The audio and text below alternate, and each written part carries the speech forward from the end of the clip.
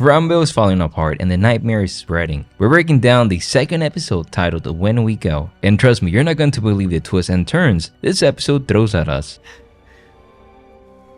This episode has some seriously shocking reveals, heartbreaking losses, and the theories that will have you on the edge of your seat. Welcome, my name is Christian from Beyond Premiere, and let's begin. Alright, we're left with multiple cliffhangers. The cliffhanger of Fatima's pregnancy, Boy desire to capture one of the monsters finally, and Jane talking on the phone with Thomas. Episode 2 is all about the nightmare escalating power, its ability to manipulate those characters and push them to their breaking points. We sadly pick up right where the cliffhanger of episode 1 ended. This opening scene in the barn is brutal and sets a devastating tone for the episode. Boy's trapped in the barn overnight and is here where he's about to really discover the reality that's going to break him. And like the monster said, "You said this place couldn't break you." We see Jade then later entering the barn because Jade lied about somebody has to go out there and see. He knows something terrible has happened, but him and us are not ready for what we're about to find. And it's heartbreaking. It's just a really sad and horrible moment and picture knowing that this happened to Tian-Chen. We see her body brutally killed by the creatures, and I have to zoom in because obviously I cannot show this, but Boy's reaction, the raw grief, the guilt is devastating. His anguish cry screaming, I'm sorry,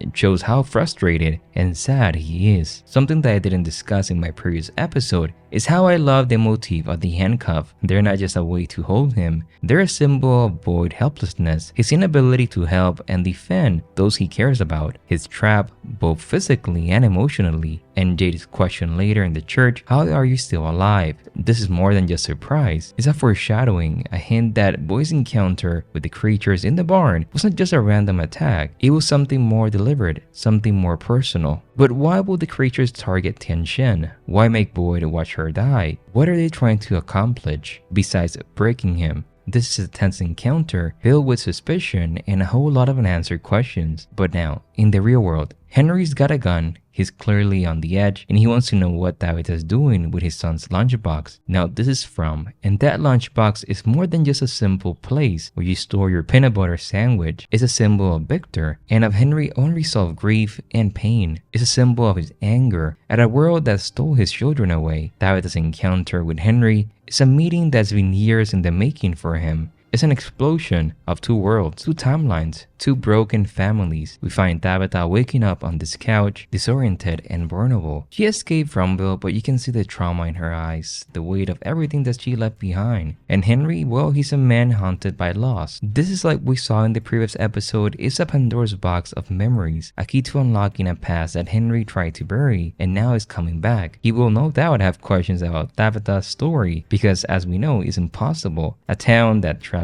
people, monsters that go out at night, and Henry's initial reaction is total disbelief. But we see a flicker of hope in his eyes, that desperate desire for her story to be true, for a miracle, for the possibility that his son might still be alive. This encounter is incredible, and that little detail about Henry calling the police 20 minutes before Tabitha wakes up, so he must have waken up, then go to sleep and wait for her to wake up just to make it seem like he was sleeping. So what does she going to do? Well, Tabitha shows him those online articles about the missing Matthew's family. But there's something else in those articles that really caught my attention, and it's a newspaper titled The Desert Star Chronicle. It's like a hidden clue, a subtle hint about the town. What if Desert Star is a metaphor for Fromville? It is a place that looks like an oasis, a beacon of hope in the middle of nowhere, but it's actually a trap. Sounds like this place. It's a clever play on words, and it might just be pointing us towards the town origins, its connection to ancient mythology, or even a deeper cosmic meaning. But look at the Matthews family image. This must have been taken before their arrival. Ethan looks so young, even Julie. Maybe they took it before filming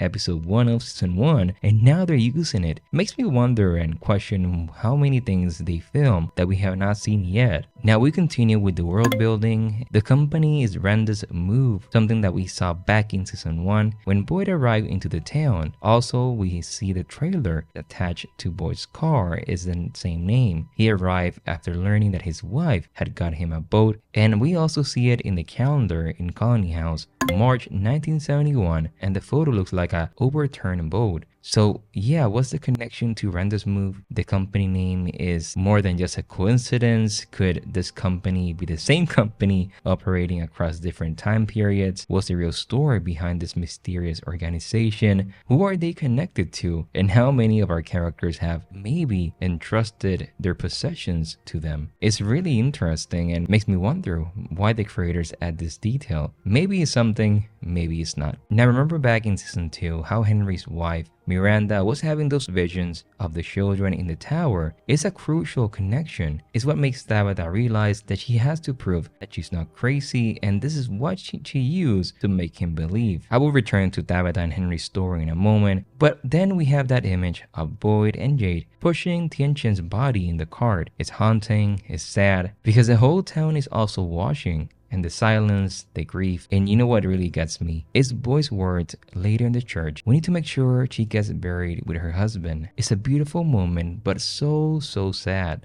But let's talk about the ripple effect of grief because it's spreading through Fromville like wildfire. We see Boyd and that single word nod to Donna in response to her question. This speaks volumes. It's a confirmation of Tian-Chen's death, a weight that's crushing him. And as we see the other characters as well. You know what's really powerful about this scene is what's not said. It's Boyd's silence, the look in his eyes. It conveys more than words ever could. It's a raw expression of grief, of his own helplessness in the face of the town's most cruel moment so far. We see this a lot in this episode. Another one of those scenes of this episode that is huge, and that is between Boyd and Donna later. It's electric. It's raw, it's emotional confrontation that exposed the cracks in their leadership and the growing pain in Fromville. You can feel the tension, the anger, the grief. Boyd's words, they knew we go after the animals. They set the tone. It's like he's trying to justify his actions, but there's a hint of doubt in his voice, a sense of helplessness again. And Donna, she's not pulling any punches. Her question, how many did you save? Was it worth it? It's a direct challenge to Boyd's authority, his judgment. She's not just questioning his tactics, she's questioning his leadership, his ability to help and protect the town. And you know what's really powerful about this scene is the way Donna shifts from anger to self-blame. That line, I was stupid enough to believe it, obviously referring to Boyd's promise of going home. This is something that we see later with that conversation between Christy and Boyd. It's heartbreaking. It captures the despair that's consuming the town,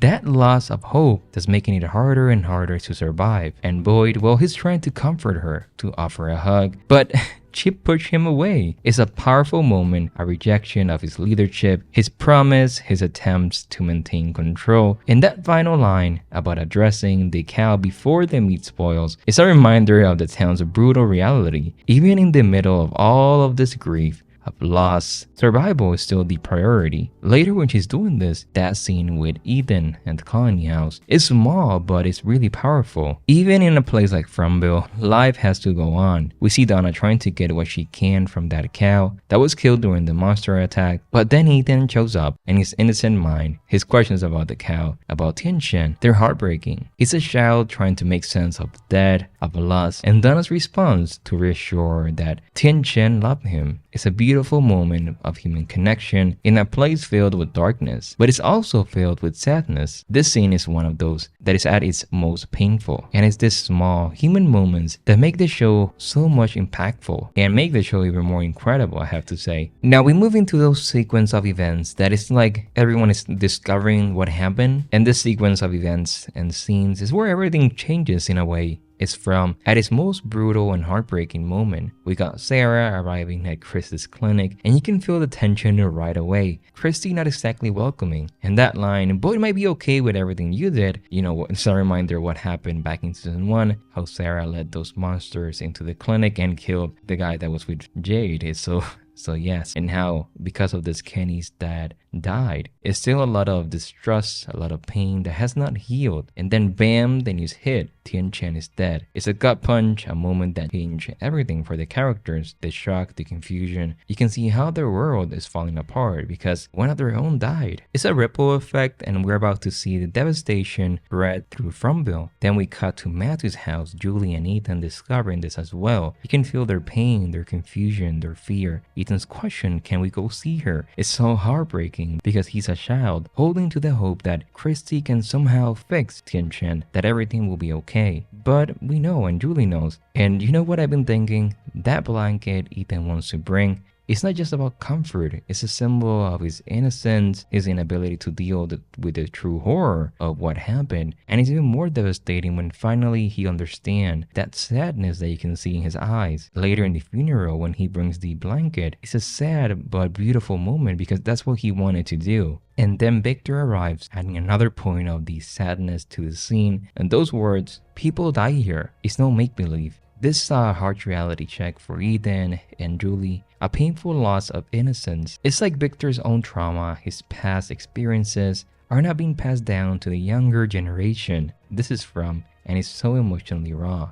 But let's continue with Tabitha's journey. So he thinks Tabitha is lying and she somehow is mocking him with this crazy story, and you cannot really blame him. It sounds insane, but here's where things get really interesting. Tabitha mentions the children locked in the tower, the same children that Henry's wife Miranda was talking about before she disappeared. But this is a connection, and it's the first crack, the first flicker of hope that maybe, just maybe, his son is still alive. And you know what else is really unsettling? The way Henry keeps drinking. It's like he's trying to numb the pain, to escape the memories that haunt him. But the alcohol is not helping. And then the police arrive. It's a tense moment. Tabitha is terrified. She knows that if they take her away, she will never find her family. But Henry, he does something unexpected. He tells the police it was a false alarm and it's a huge risk. Obviously, you can tell that part of him wants to believe her, wants to know the reality about his children. Afraid of the darkness that Tabitha's story is. Henry's confession about the gun he bought after his family vanished, the one he never even loaded, is a beautiful moment because it speaks volumes about his helplessness, the regret of a father who cannot protect his children. I imagine this happened to a lot of people in Fromville. Even outside Fromville, the town shadow still exists. But yes, this encounter with Tabitha is a game changer. I will continue to jump into this and the other information of the episode because there's a lot to deal and discuss. In that basement, oh boy, something big is hiding there, something that is about to change everything that we knew and know about the show. But this next part of the episode is a roller coaster of emotions. It's a blend of heartbreaking loss, mysteries, and those quiet moments of human connection that make this show so incredible. We're going to start in the church, where Christy and Jade are dealing with Tian-Chen's body for her funeral. What I find incredible about this scene is a powerful example of how even in the darkest of times, there's still kindness, there's still compassion when Kenny arrives. And it's a powerful moment shifting gears to him. He thinks he found a solution to the food problem, a glimmer of hope when they wake up and we see them back in that house, and finding all of that food is a moment, it's a beautiful moment, glimmer of hope in that lake, but it's quickly later destroyed when he sees that blood, and Kenny's search for his mom, calling her to the house, is absolutely heartbreaking. Later that scene with Kenny in the diner is one of the most powerful moments of the season already. You know, he's repeating the same thing. It's okay, it's okay. You know what? It's not okay. He's trying to hold it together, and it's heartbreaking. And Christy again trying to be strong for him. Remember back in season 1 when his dad died, she was there to hold him and hug him and to offer comfort. But the way he asked, have you seen her? Have you seen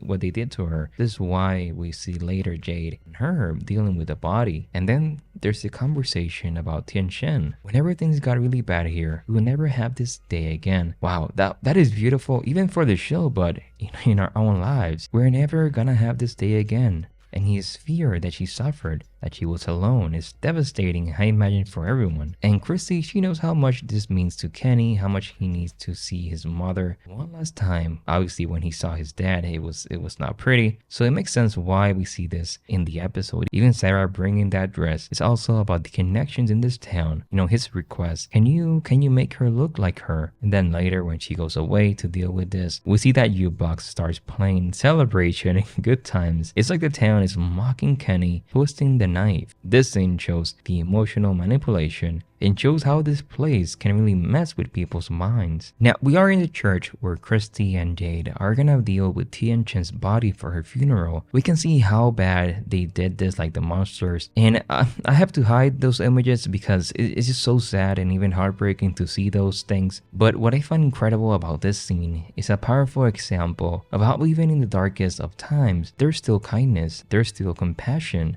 Jade saying, I didn't want her to be alone. You know, we know that all the characters have beautiful moments together, so this is what we see at the end. Jade is a character that often struggles with empathy but here he's showing a tenderness, something that's really unexpected. And Christy, obviously, she's trying to hold it together, trying to make Tian-Chen look presentable for Kenny, knowing how much it will mean to him. But as we know, she's not a mortician, and she's going to have a really hard time with this. Meanwhile, at Colony's house, we got Fatima struggling with those pregnancy complications, and Ellis is beside himself with worry. He's asking all the right questions, being a supportive partner, but Fatima, she's trying to hide her pain, her fear. And that scene when she's eating that rotten food is disturbing. But this is my theory of what's happening with Fatima. There's a lot of information online, but it connects to something that we see later. In the basement, we see like a woman which looks like a baby. This could be that whatever happened to this woman, the lady in the kimono, is going to happen to Fatima. And Elgin has to stop this, or the monster that Elgin is seeing is trying to escape. Let me explain real quick what the Ami-Ona is. So Fatima's condition aligns with the lore of the Ami-Ona. While From has not confirmed this connection, the clues are there. The Ami-Ona is a spirit burning with grief and the loss of a child, which creates replacement, stealing newborns under the cover of rain. Fatima, pregnant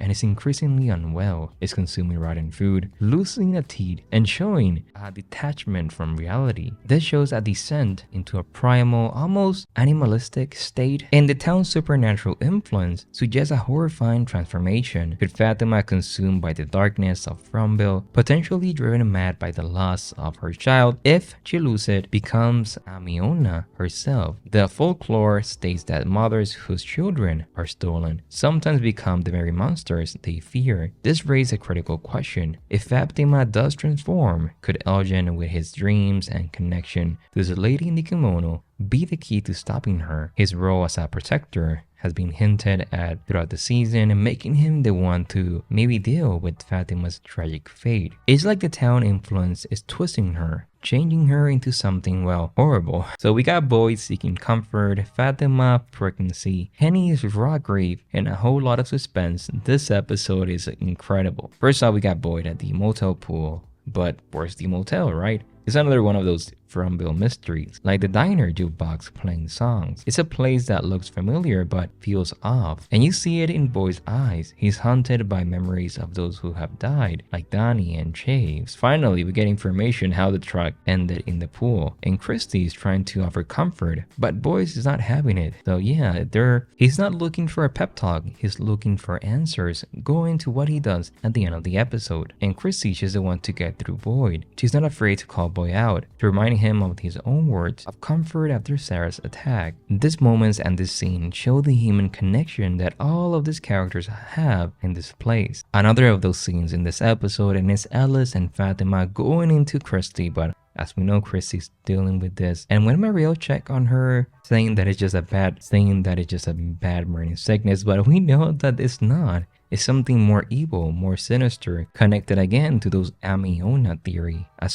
Then we move into Kenny. He's filling those bottles with alcohol. This is all about his rage, his desire for revenge. He says he's planning something reckless and dangerous. He's going into those tunnels, and Boyd, he knows it's a suicide mission, but he goes with him. It's a powerful moment of loyalty, but it also holds with a sense of despair, that feeling that they're fighting a losing battle. And their conversation outside the caves, well, heartbreaking but beautiful. They're both haunted by Tian-Chen's death, by the town's cruelty, and we finally get to know what she said. The scene was beautiful, and that hug was also so powerful. And then we cut to the church. It's about to begin Tian-Chen's funeral, and it's a scene of raw emotion. It's heartbreaking to watch Kenny say goodbye to his mother. But what really gets me is Jade's line, "You will come with us when we go." go. Oh my god, it's a sliver of hope. But in this scene made me cry because Jade is holding to the belief that they can escape this nightmare, that they can find a way home. And also we got that quiet conversation between Julie and Sarah. Julie's fear, her vulnerability, and who knows, maybe this unlikely friendship, source of hope in the episodes to come. Okay, but the best part of this episode is the scene in Henry's basement. His from has its creepiest, and we got Tabitha and Henry surrounded by those just paintings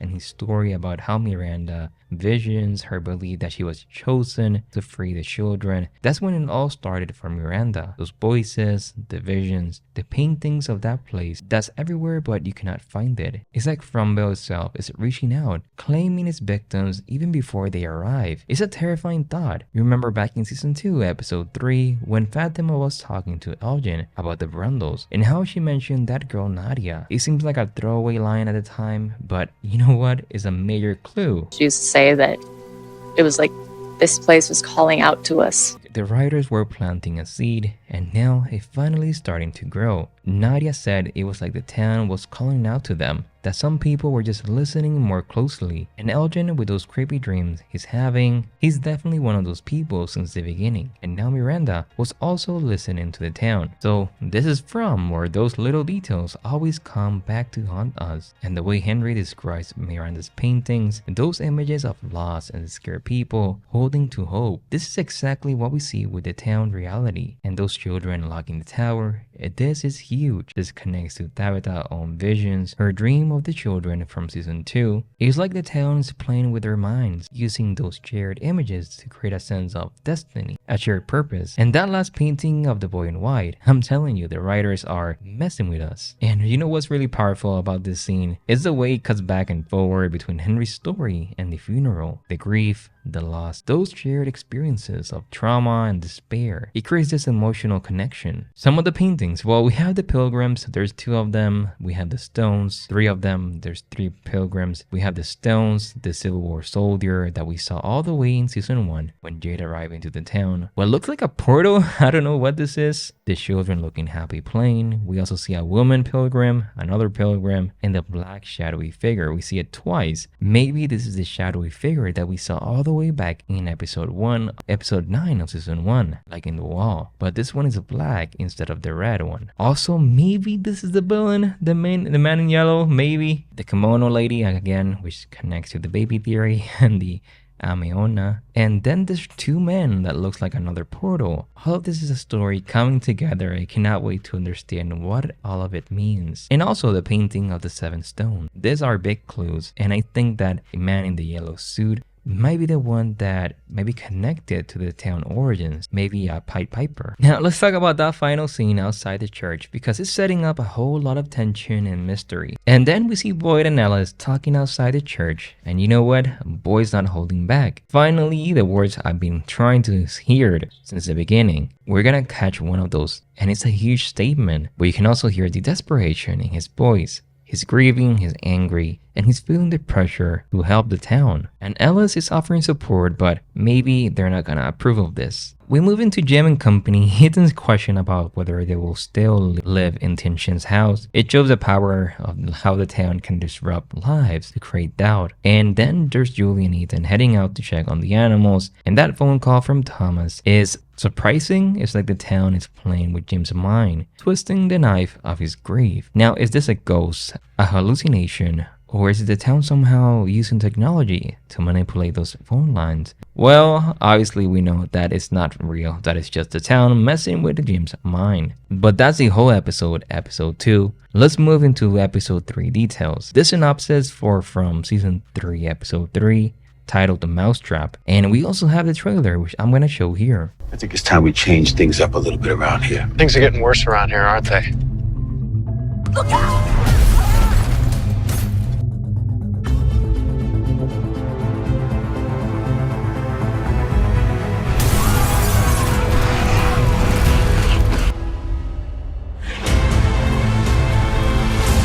How many things are changing here?